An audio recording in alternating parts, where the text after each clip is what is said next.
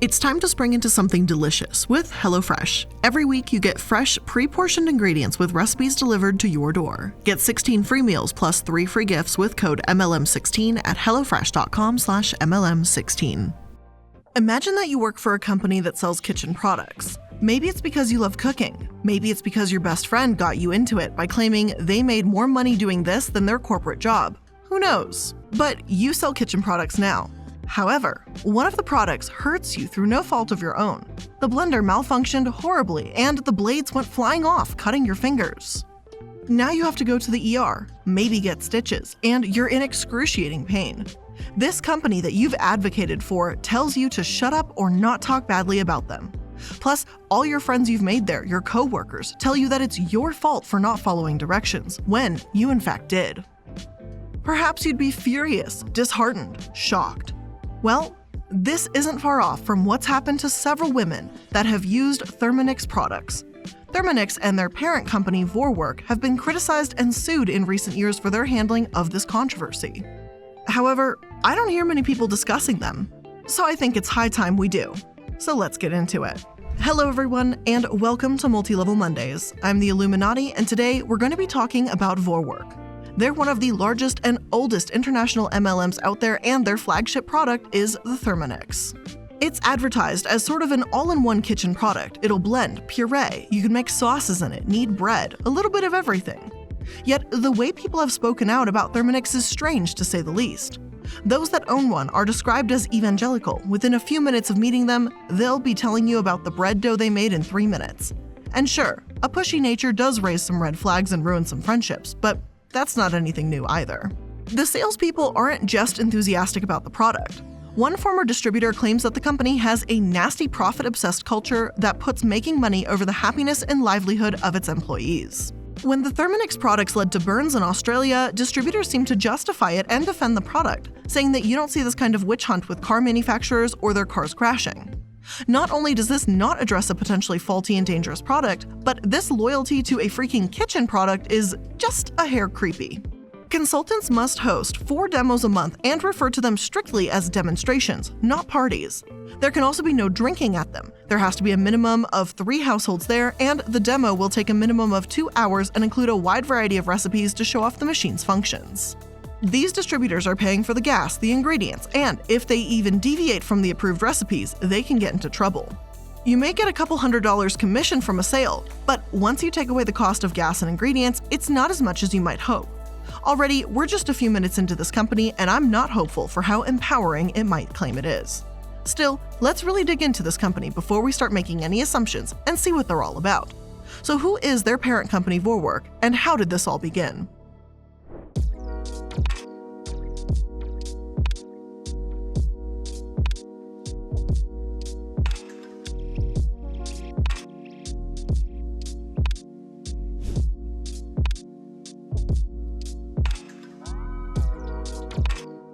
Vorwerk is right up there with Avon, Amway, and some of the oldest MLMs out there.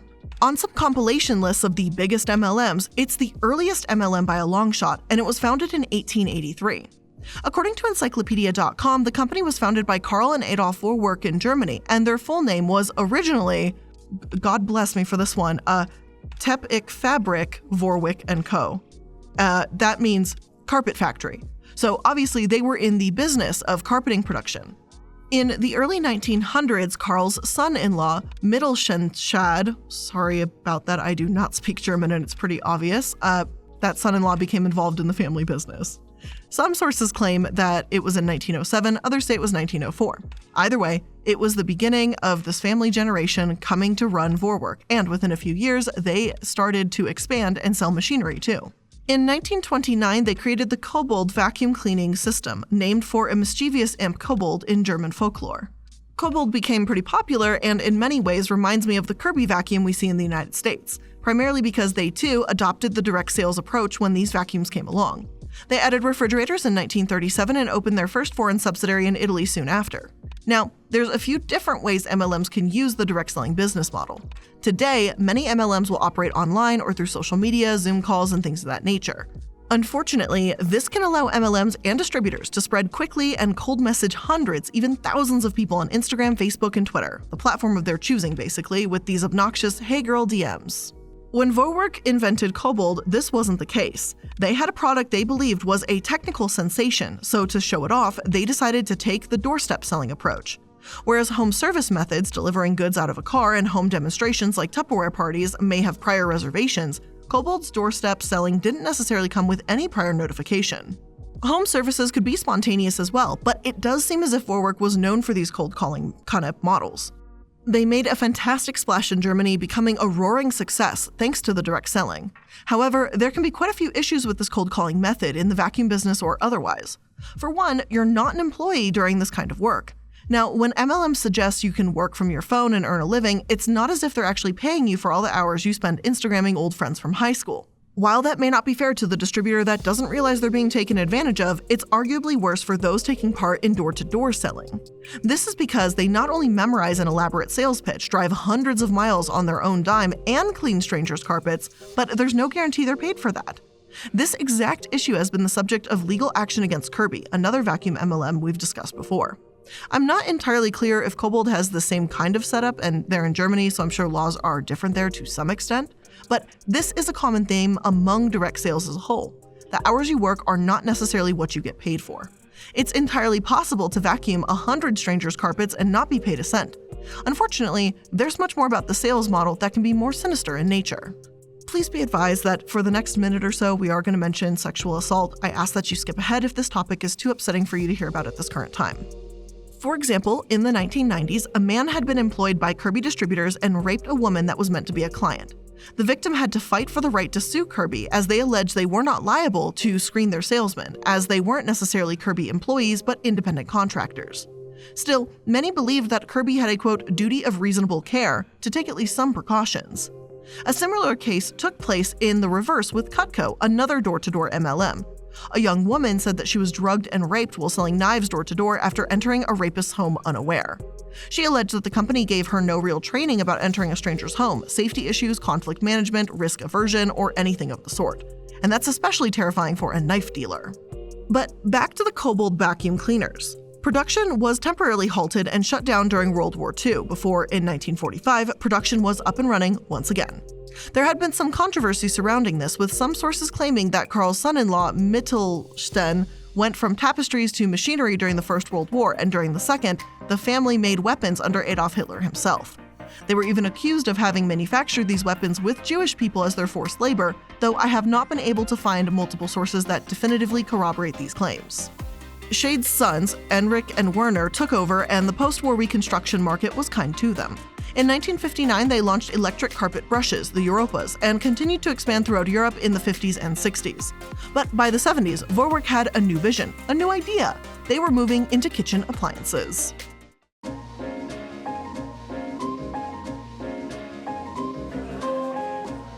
Their new product category, kitchen appliances, emerged through the direct sales channel. Some sources say that their star product, the Thermomix, came to be in 1985. Others say the earliest versions were released in 1971, when they added heating capabilities to their food process. The company Lohr attributes this development to a manager in France that wanted to create thick soups, or at times a German mother that wanted to cook and grind baby food at the same time. It's not clear which version of the story is fact, but the end result remains the same.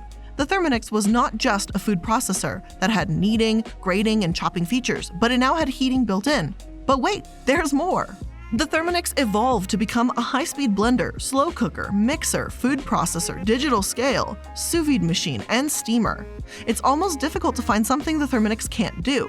And with a $1,450 price tag, it better be impressive.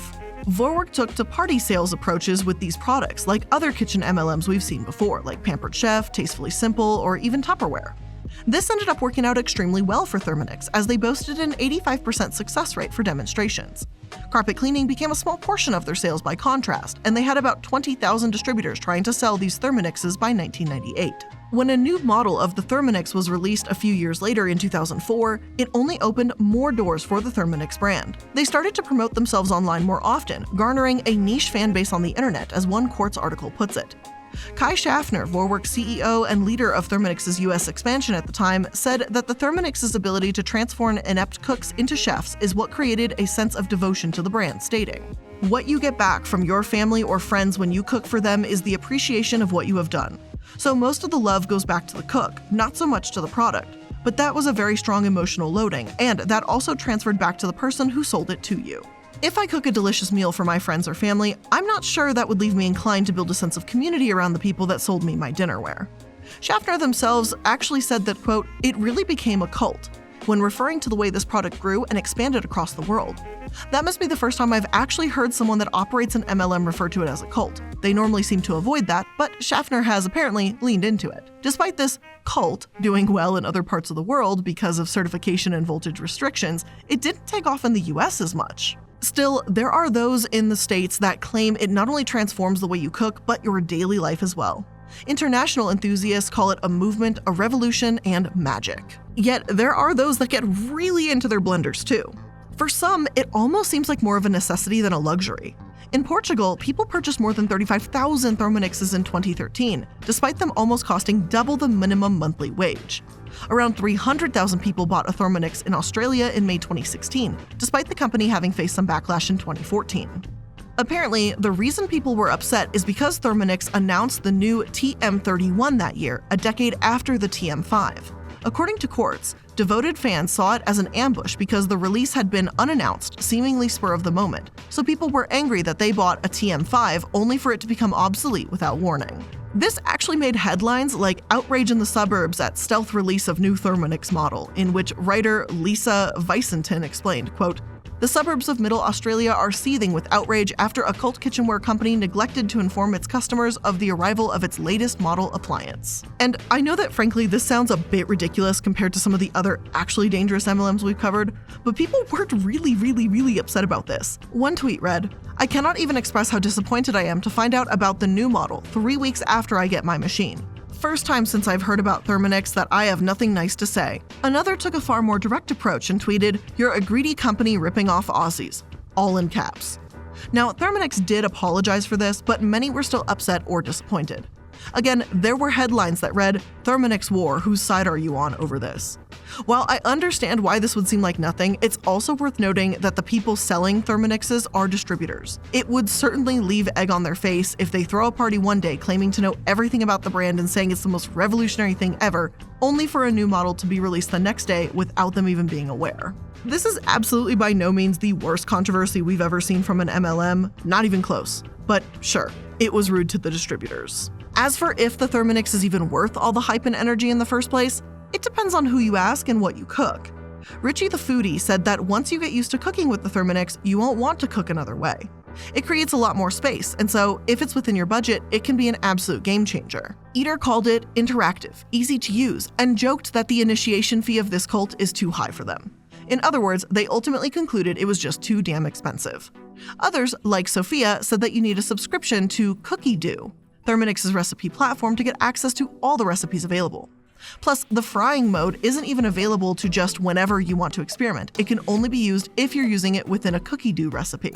Again, forcing someone to buy the subscription and locking them into those fees. Cookie Do, by the way, is $55 per year. So while it's not exorbitantly expensive, it sure seems to be an unexpected fee for an already very expensive product. Now, before we get into some of the dangers of Thermomix and some of the controversies they have actually had, let's take a quick moment to thank today's sponsors. Remember how fat was bad in the 90s and now it's back? Well, just like there are good fats and bad fats, there's also good carbs and bad carbs. Enter wild grain, my friends. It's time to start loving bread again with amazing ingredients and the delicious simplicity of wild grain. Wild grain is the first bake-from-frozen box for artisanal bread. Plus, they have amazing rolls, pastries, and even handmade pastas. Plus, for every new member, Wild Grain donates 6 meals to the Greater Boston Food Bank, and they've donated over 120,000 meals so far, which is amazing. And it's so easy to get started. You sign up and choose what type of box you want to receive and how often. Then Wild Grain delivers a box of breads, pastas, and pastries with easy-to-follow instructions, and every item bakes from frozen within 25 minutes or less. So if you're traveling, your freezer is already stocked, it's no problem. It's easy to reschedule, skip, or cancel too. So are you hungry? Well, for a limited time, you can get $30 off your first box, plus free croissants in every box when you go to wildgrain.com/MLM.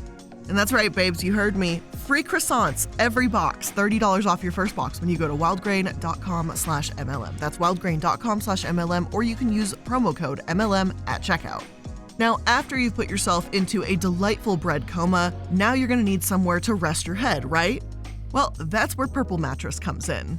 That's because Purple mattresses have the Gel Flex Grid. It's a super stretchy, ultra squishy material that adapts and flexes around pressure points and doesn't retain heat. And that's amazing if you need a good night's sleep, want to take a cat nap, or I don't know, maybe going through a food coma because you just had some delicious sourdough bread. Who knows? Purple's there for you though. And unlike memory foam, which remembers everything, thanks to the Gel Flex Grid, Purple mattresses bounce back as you move and shift. You'll never have that I'm stuck feeling people get with memory foam. And like I said, I've been sleeping on a Purple mattress. Casper stole the purple pillows, which yes, they have pillows too, by the way, if you want to try it before going whole hog into the mattress. And so Casper now sleeps with the purple pillow and I sleep with the purple mattress, if that tells you it's a win-win. And you can try your Purple mattress risk-free with free shipping and returns, and financing is available too. So remember, getting a great night's sleep starts with having a great mattress. So get a Purple mattress. Go to purple.com/MLM and use code MLM. For a limited time, you can get 10% off any order of $200 or more. That's purple.com/MLM with code MLM for 10% off any order of $200 or more. Purple.com/MLM, promo code MLM. Terms apply.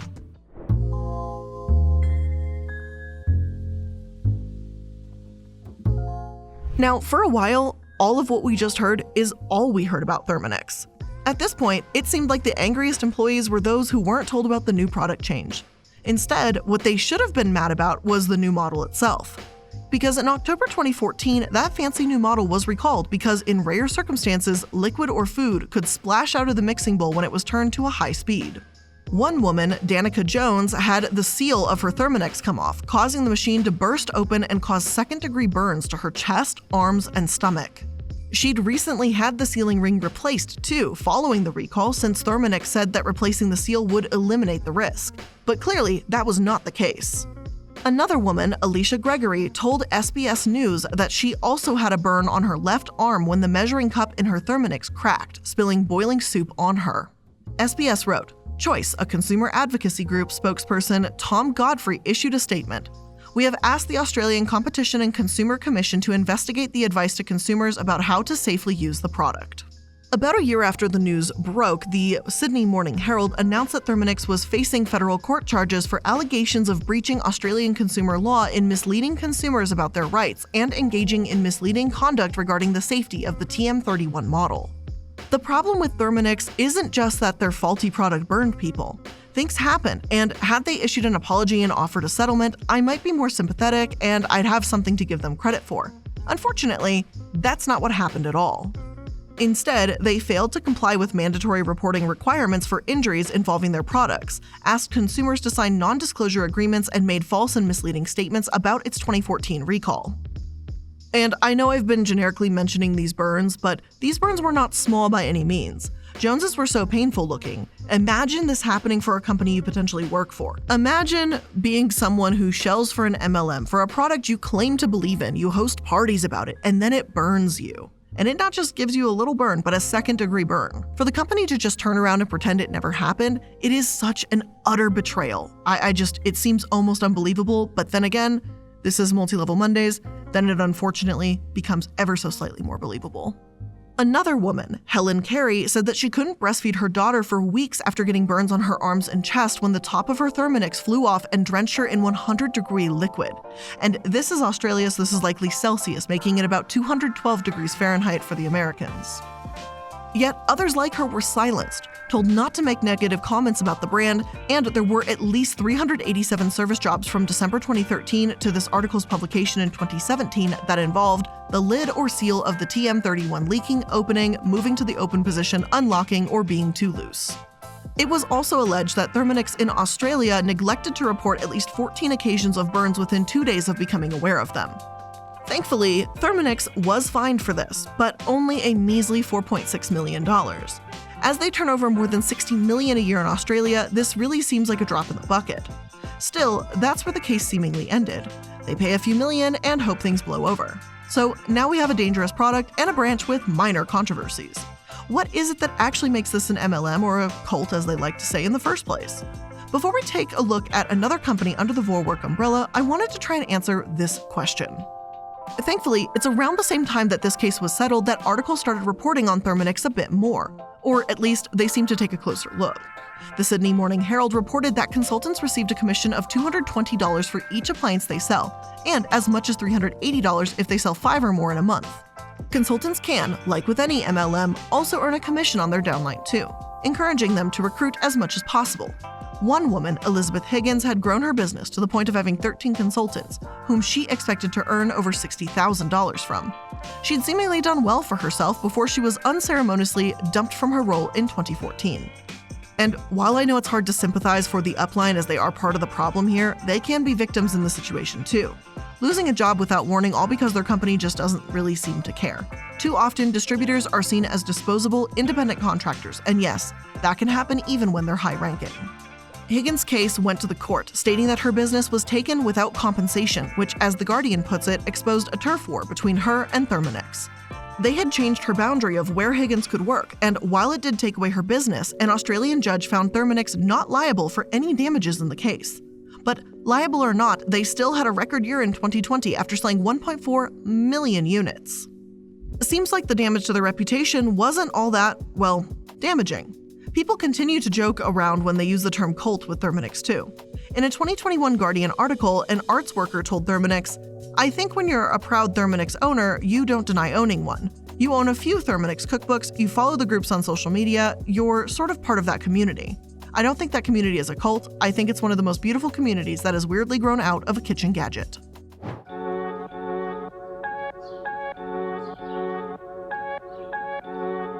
Now, while Thermomix is probably the most known and controversial out of the MLMs under Vorwerk's control, they're not alone either. In 2001, Vorwerk added the Lux Asia Pacific group to their roster, which seemed a bit more in line with Vorwerk itself. No dangerous kitchen gadgets this time. Instead, Lux Asia sells air filtration systems and water purifiers in Southeast Asia. They too use direct selling, but according to the company website, they didn't stay under Vorwerk for long. Instead, in 2019, they became independent from Vorwerk again and was appointed to be an authorized distributor of Vorwerk products. While they didn't stay on board for long, Vorwerk also did go into the beauty business as well when they acquired Jafra. According to Jafra's website, their company began with Jan Day, who wanted to create an empowering and inclusive makeup company for all in the 1950s. They didn't join Vorwerk until 2004, at which time the SEC said they had about 440,000 independent consultants. The SEC also added that Jafra operates in Mexico, the US, Germany, Switzerland, Italy, Austria, the Netherlands, and several other countries. Personally, I haven't seen them all that active in the US, so I'm inclined to think that they're more active within these other areas. Their annual sales at the time of acquisition were $2 billion per year, and as the SEC pointed out, the beauty industry was in a period of rapid growth at this time. This was only the beginning for Jafra. In 2018, they released their flagship product, the Royal Jelly. This anti-aging product is what Jafra has become most known for, so naturally, I decided to look around for some reviews. The Derm Review did take a look at it and had largely positive things to say. They called it a holistic approach to radiant skincare and said that given all the high-ranking reviews, it seems Royal Jelly speaks for itself. In an MLM like this though, it can be a bit difficult to distinguish reviews from customers versus sellers, so I'm not entirely sure if I agree with that sentiment. In the years before and since, plenty have speculated about their status as a potential MLM scam. While there's not much controversy or news at all for that matter to their name, Jafra has been featured on Tina, or Truth in Advertising's website. Tina reported that they made false or deceptive income claims, and while many have been taken down, there are some still available. In their first archived example, Andrea Urista, a distributor, and Paulo Moledo, Jafra's president, appear on the show The Balancing Act to talk about the company. Paulo not only starts by claiming that direct selling is a real opportunity for women, but he seems to imply that since direct selling has evolved and doesn't necessarily go door to door anymore, that means their business is more legitimate and there are more opportunities. Now, this is purely a matter of opinion, so feel free to take it or leave it, but I think so many MLMs like moving online, it actually hurt the industry. Maybe it's enabled more people to grow and expand, but seeing a lot of the "hey hun" messages over and over has led to people talking about them, people like me talking about them. It's really gotten them on my radar. I would argue that more than ever before, people have become jaded and angry with sellers that push things, take it too far, and online group meetings that pressure distributors can feel cult-like. It also allows for more distributors to compete online, making it harder to reach new customers when the marketplace is oversaturated, and now it's oversaturated on a global scale. Again, that isn't to say that these problems did not exist before in other forms, but I do feel that the amount of people speaking out against MLMs continues to grow. And so it's like the more they talk, the more people like me spread awareness, and the more this battle kind of rages on, so to speak. But Andrea continues to tell the host on The Balancing Act about what an amazing opportunity Jafra is. She claims that she's making more money with Jafra than she did with her master's degree, that she goes on trips, that the company got her a car, and that she can now spend more time with her 4 children. You know, all the typical MLM sales lines. Whether or not this is true for Andrea, only she knows for certain. But the implication that this will work for everyone is absolutely there. It goes beyond income claims too, but Andrea says she feels complete there.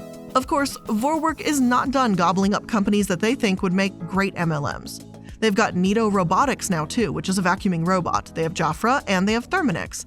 They've gone to cleaning industries, to kitchen, to beauty, and now back to cleaning again. By no means are any of their MLMs the worst we've heard about, not even close. But they don't look great either. This feels like another company that simply puts profits over people, doesn't seem to care who gets hurt, and toes the line between being an incredibly shady MLM and a company that's downright dangerous. But of course, these are just all my opinions based on the findings of what we found and presented today. Thank you so much for tuning in and checking out today's episode. If you enjoyed it or learned something new today, make sure you're liking, following, and subscribing to stay up to date on all the latest episodes. And if you want to connect with me outside of these episodes, make sure to click on my Linktree link in the description box that has all of my social media and other projects that I'm involved in. Again, thank you so much for spending some of your time here with me today. I really do appreciate it, and I'll see you in the next one. Bye!